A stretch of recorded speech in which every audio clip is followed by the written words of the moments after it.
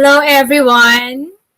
Good afternoon and happy Friday. Welcome to the first book launch at Eight Letters this March. You know that with Eight Letters, mahilig kami sa books, mahilig kami sa book launches, and um, last month we just had 8 books launched. So this is like the first, and there will be more books to come.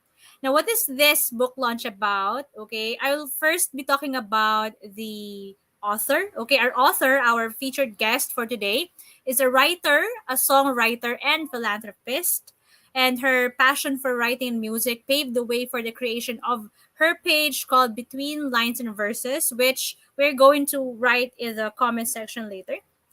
This is the page where she shares her poems, her proses, and her musical content that are often about life, about love, and positivity. And her book basically has the same content as well. Okay, it's really you'll know more about the book, about the content, about what she wrote about in these chapters or in these pages in a bit. Okay, and another thing about our author is that she is an avid supporter of causes that help children and the environment. So that's a big plus. Okay, if not plus plus, that's a big plus. Without further ado, let's all welcome the creator, the writer of Your Universe, Miss Jessa Erandio. Hello, Jessa. Hi. Hi. Hello, Nice to hello. meet you here. Yes, hello. Nice to meet you too. Now let's talk about your book. What is this book about? Why was it entitled Your Universe? The book is a collection of poetry and prose. They are those that basically talks about love. And then it is called Your Universe because, firstly, I am so fond of the universe in general. So, in the past, I have written the same process, poetry about the stars, the moon, the universe. And then just this year, I thought of combining my love for the universe and my fondness for love itself, and then come up with a book that will talk about the different cycles of love. So, though I was talking or on my book, it talks about the different cycles of love. I mainly wanted to portray self love. Mm-hmm, mm-hmm. Yes, I saw that in the blurb as well. But why self love? Why was this your Um, chosen kumbaga, topic or angle?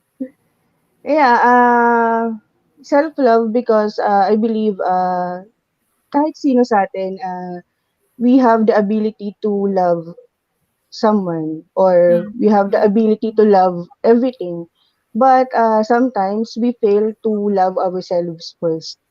So that's basically the inspiration behind the concept of self love. I'm going to ask more about self love a bit, but first, I'm really curious about your process in completing the book. For example, were these poems written way ahead of time before you even thought of compiling them into a book? Parang like matagal na nasulat, tapos naisip mo na lang, "Oh, sige, i-combine ko lang," or parang at you first thought of creating a book, publishing, and then saka mo binuo yung bawat piece. Honestly, I haven't thought of writing a book. uh, Mm-hmm. I I am very vocal with everyone that I don't really want to write a book, but let's just say that writing this book is a coincidence. So, to answer your question, these poetry and prose are a combination of those that I've already written in the past, and then something new. I've created a whole lot more this year. So my process is basically for those that I've already written in the past. I've just compiled them. I think I've compiled them by the concept that I was thinking, which is for self love, and then the others just come in handy because if you will notice, I am I am an active Instagrammer. So I basically write at Instagram. So my Mm-hmm. posts there are mostly the things that define me or define myself. You mentioned that publishing was a coincidence, but well, this is a happy coincidence, no? It seems like you have a Yeah. lot of fans. Ang dami nagko-comment sa'yo. Can you just have a very quick shout out to Judy? Sabi niya, taga Sabadugtungan? Is that a place? Is that your hometown? Sabadugtungan? Sabadugtungan is a group of Filipino writers in Mm. Instagram and then Facebook. So basically, it is called Sabadugtungan because every Saturday, Sabado, uh, Ah, we we create a chain poetries. So our chain poetries are uploaded on Instagram, and then another or a huge milestone for Sabadugtungan, we now have a Facebook and Instagram page officially. mga taga Sabadugtungan. Hinahakot ni, ano, ni Judy. But anyway, if you're not from Sabadugtungan, maybe you could, if you're interested in chain poetry, you might want to join the group as well. And then there's also Marlo Flores who says, "Proud of you, Jessa." Yeah. Okay, mabalik tayo dun sa with the process of completing the book. What was like your challenge, no, when when the first time you thought, the first time you said, "Oh, gusto ko mag-publish ng book." Ano yung pinaka naging challenge for you? Ah, siguro the biggest challenge for me is yung hindi ko talaga alam kung ano yung gagawin ko to Mm. publish a book. So I just know I know how to write and I love writing. I love expressing myself through my words, but I really don't have an idea on publishing. However, some beautiful angels helped me with publishing and even with compiling, they gave me an idea that if I really want to finish a book, I can, let's say I can compile some of the poems, some of my old poems, and then combine it with the newer poems that I have written. Mhm. Doon naman tayo sa, say, writing, no? In the writing process mo naman, um, what was I would say, the easiest and the hardest poem to write, and why? Mm, yeah. I am a writer with a huge fascination for varying themes and concept, verses, structures. But I think the easiest to write is rhyming poems. Mhm. I don't know. And then for me, the hardest to write are the shorter ones like haiku. Uh, Hmm, I can remember. I can only think of haiku right now. Okay lang, okay lang. Meron bang parang when you were writing this poem or prose, no, this entry, parang napaisip ka dun sa sarili mo na, oh, this is me. I am writing about myself, or oh, this is a little difficult to continue because something is triggered in me, parang ganon. May memory ka na parang a memory has resurfaced, ganon. Tas it's a little harder to continue writing, ganyan. Yeah, isang napakalaking oo. Kasi Mm-hmm. that book is basically my story. If my friends are watching, I am someone. I am a writer who writes basically poetic confessions. So Mm-hmm. in my writings, in my poetry, in my process, it is really about me, but I hide it from thinking that they're fiction. Confessional poetry. Pero it's Yeah. ano it's a brave thing to do pagka, I mean, poetry in itself is already intimate, and if it's Mhm. about you or if it reflects your life, talagang mas, I would say it's a brave thing. It takes courage for you to get yourself out there and share your feelings, or your most intimate thoughts and feelings. So dun pa lang malaking point sa'yo, at congratulations agad, Jessa. Okay. Now, Do'n naman tayo sa, I would say, mamaya kasi may magkakaroon tayo ng live reading session 'no, do'n sa mga curious kung ano yung sinasabi namin na mahirap isulat or whatever. Kung may favorite excerpt si Jessa, babasahin niya 'yon mamaya. Okay, my next question is, kung itong book na 'to ay entitled Your Universe, how would you link it to your life? Kumbaga, how would you describe your life or this book in one word? So, uh, in one word, I can describe my book as an epiphany. So, an epiphany because as I've said kanina, I didn't really intend to publish a book, but Mm. it's a happy coincidence. And then when I finally finished that book, I finally realized that it's something that I really wanted to do. But life is hard. I was focused on adulting, work, studies, etc. And so I forgot about my passion for writing. But bit by bit, when I started writing in Instagram, I became more focused or I became more passionate again with writing. Somebody commented, let me just highlight that one.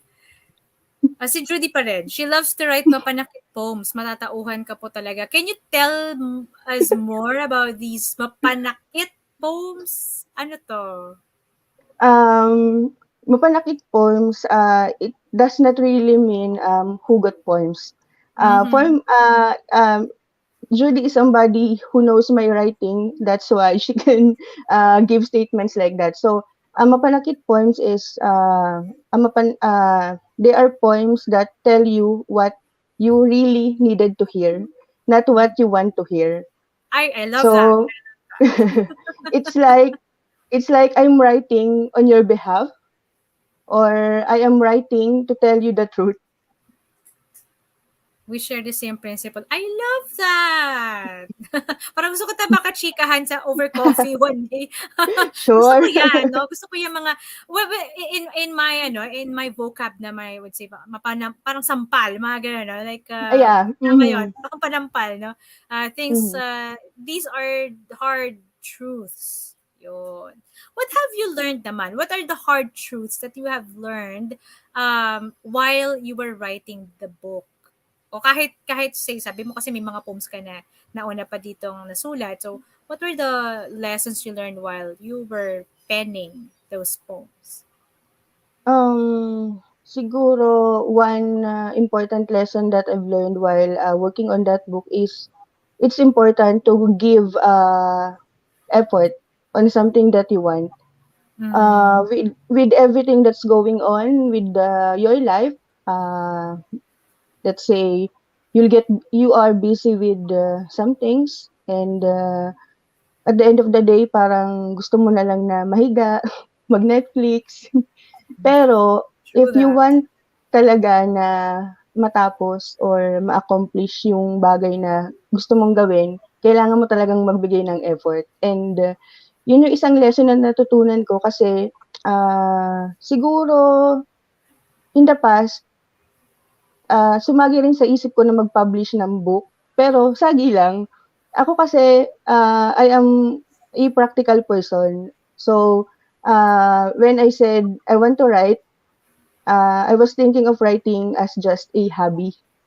But since I am more, let's say, stable right now, I was able to follow my passion in writing, and voila, I published a book.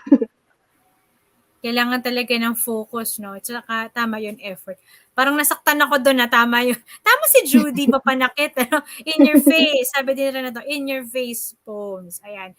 Now, I'm sure you're all curious, ano? Gusto na nating marinig yung mga sample ng mapanakit or very truthful, honest poetry or prose from Jessa. Can you read us an excerpt? Kung ano yung napili mo na gustong basahin for us? Okay, so the book is actually divided into three parts. Mm-hmm. So, like I said, the book will tell you or will walk you through the cycle of love, which is from falling in love, having your heart broken, and then finally finding self love. So, from the three parts, I somehow got one each, if that's Okay. okay. Yes, that's Okay. so okay. All right. Let's put the spotlight on Jessa. I'm not so good at reading. So this one is from the chapter Journey to Love.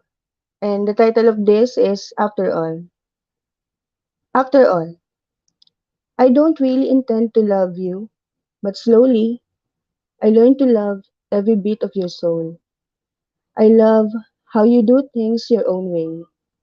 I love how you don't get mad easily and how you always have a smiling face. I love the way you talk, walk, or even laugh. I love how you can make my heart beat fast when you're around.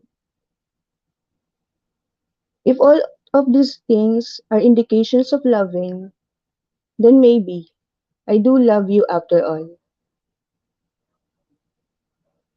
Medyo cheesy. Haha. So, next one, this is from Journey to Heartbreak. It is entitled The Science of Love. You pull me back to you like gravity. You make me act beyond my will like force. You design your world to be my universe. You're like an oxygen that keeps me breathing. I thought everything's fine, like an ecosystem. But then you disappeared in an instant. Our chemistry turned to be just imaginary. Now, I'm just a scientist, without a study, without a laboratory. And last, and my favorite, I've posted this one as a sneak peek for my book. This one is from Journey to Self Love. It is entitled Stars. Like the stars in the sky, your beauty shines in the dark, where your strength is shown for every battles you won. So that's all for excerpts. Yeah, all right. Thank you. Alam mo, ang pinaka na ano ko doon, na touch, I would say the first one. Talagang na-feel ko yung, but you mentioned the word soul, di ba? Parang yung the poem itself was soulful mismo, no? I've read a few poems also from the book, no? And Mm-hmm. talagang natutuwa ako kasi simple, no? Simple siya, hindi siya pretentious, very simple pero heartfelt, no? I don't know if the Sabadugtungan people also felt that or also know that, but Jess's poems really speak. I don't know how to explain that, but they speak. Sabi mo kanina, ayun, tapos na. But actually, yun nga yun eh. Parang, oh, yung silence mismo, parang nagsasalita yung silence. Nakakatuwa. No? Kaya, natutuwa rin kami na may marami na nag-order. Ang dami nagsasabi dito, they ordered. Thank you so much for supporting Jessa and her book. Okay. Now, punta naman tayo sa tips naman, no? Ano yung mabibigay mong tips for anyone who, number one is, tip muna tayo sa pag-ibig. Ayan. Sa journey to self-love. Paano ba makaahon from, from the, anong tawag doon? Yung sa, I can't think of the word na sa Filipino, pero yung from the abyss na lang. From the abyss. Sa kaila-ilaliman talaga ng ano. Pagkalugmok. Oh, yeah, yeah, correct. Pagkalugmok, paano ba makaahon para maging buo? Oh, wow. Parang medyo masakit naman yung makaahon para maging buo. Well, uh, firstly, wag mong isiping hindi ka buo. Yes, right. Ayun, siguro, if inisip mo na hindi ka buo, it's the more reason na lalo kang magiging wasak. Mhm. Kasi, kailangan nating ma-appreciate yung, pagiging broken natin para unti-unti, makita natin yung, sarili natin, mapulot natin ba yung pieces together and then finally, malaman natin na love itself is something that you will feel deep within. It's within yourself. You don't need anyone to make you feel like you are loved because the only person that you have to convince that you love or that loves you is yourself. Mhm. Galing. Natuwa naman ako dun sa sinabi mo. Wag mo isipin na hindi ka buo. That's I would say iba siya. Iba yung parang I don't get to hear that often. So magandang ano yun, magandang perspective, nakakatuwa. I don't know if everybody would agree, but I think the poems are very, very hopeful. No? Kasi doon pa lang sa sinabi ni Jessa talagang, talagang maiba yung pagtingin mo, parang, ay, okay, hindi pala ako, hindi ka dapat isipin na I'm broken. Or, yung sinabi mo rin na, we should appreciate that phase where we are broken or when we are broken. Ang galing, nakakatuwa. Na second tip naman, para doon naman sa mga people who would love to begin, who would like to begin writing a poem or a collection of poems. What's your tip or advice? Um, this tip is already what I said when a huge Instagram community interviewed me for this book also. So my tip for those who would like to write or put their works out there, my only tip is that don't wait for the right time para isulat mo yung gusto mong isulat or i-publish mo yung gusto mong i-publish kasi baka hindi siya mangyari. Hmm. So, I think, personally, I don't think many will agree, but doing that, isa siyang risk, oo, pero in this time, parang mas maganda na aggressive ka kaysa yung naghihintay ka lang sa wala. Kasi parang there is no right time, pero we can always give our right effort the right moment, parang gano'n. Pero yung kung hihintayin natin yung right time, baka naubusan ka na lang ng time, hindi mo na yan nagawa, nakalimutan mo na, naibaon mo na sa limot.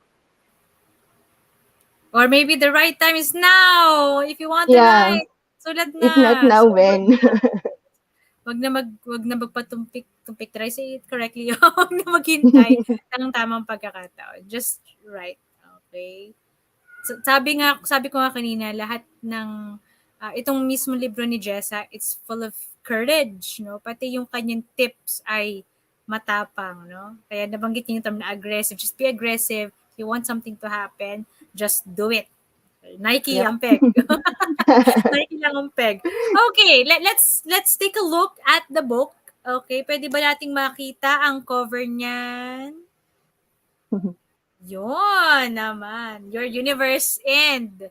Syempre dahil mahilig nga siya sa stars, moon, and the cosmos. Mahilig ka rin ba sa astrology? Baka naman mahilig ka rin sa astrology/astronomy. Okay. Sa mga moon, sun, and stars. Okay, so this is Your Universe, Poetry and Prose by Jessa Erandio. How many pieces, how many entries can our readers find in the book? There are a total of 100. Total of 100.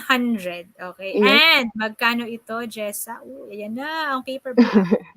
Okay, this book, Your Universe, can be purchased for 380 pesos only. 380 pesos for 100 poems. My goodness. Sulit na kayo sa 100 poems. At kung may iyak ka, matutuwa, may in love, or may inspire ka dun sa bawat poem, ang dami mo ng takeaway doon. Okay? Thank you so much, Jessa. Last question. Dami ko last question. At last talaga to. Promise. Okay? What do you want our readers to para have as takeaway? No? Ano yung gusto mong maisip ng tao pagkabasa nila ng book mo? So, as as takeaways, I think all I want for the readers is to first appreciate falling in love. So, Mm. sige, fall in love ka lang. You have all the right to fall in love, but then you will realize that when you fall in love, it is natural that you will get your heart broken, right?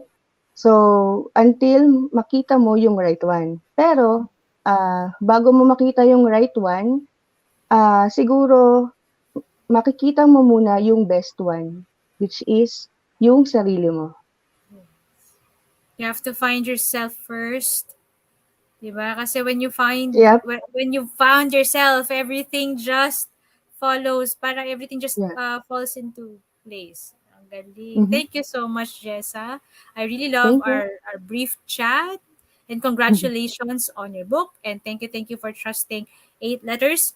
Guys, if you want to follow Jessa, if you want to see more of her poetry aside from the ones in the book, you can find her in these channels, okay, or platforms at Between Lines and Verses on Facebook and Instagram, and on Twitter at lines underscore verses. Thank you so much, Thank Jessa, you. and salamat sa mga nagpunta today. And like I said, happy Friday. I'll see you guys again next week.